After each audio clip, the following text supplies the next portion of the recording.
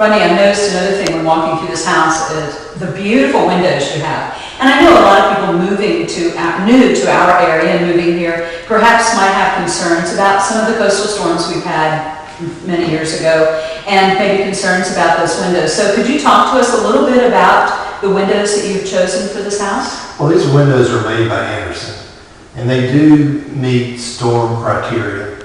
They're double pane, they're insulated, they're one of the green features of the house. They help save money, but they're safe as well in that they are built stronger than a typical window would have been years ago.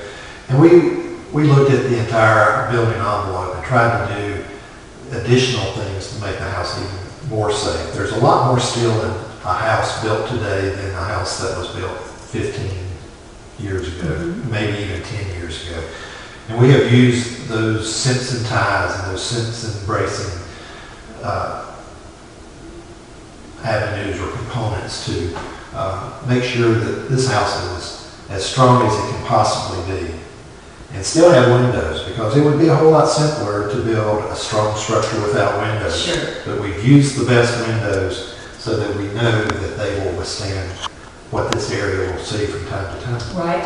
And I'm assuming there's, because of the double pane construction that you talked about and the newer engineering with the windows, that there's a lot of energy efficiency. Even though you have lots of windows, the way the house is positioned and the windows themselves bring in some energy efficiency into the house.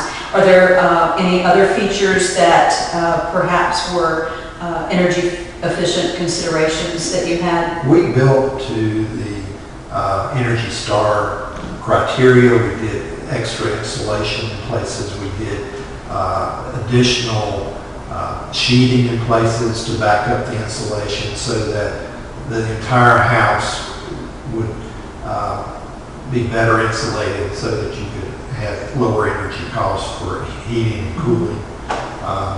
And we have found that that's been very true in this house since it's been constructed, that the power bills are not as high as you would expect for a house this size.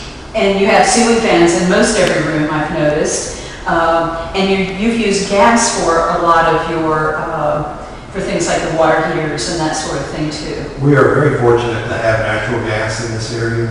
Not all parts of Wilmington have natural gas. And we do use the gas for the cooking and the fireplace and the hot water heater. And we also have it set up so that you can use a gas dryer if you so choose, but it's also wired for electric because there's a preference there. But gas has been a big benefit to us in this neighborhood as well. Good, thank you.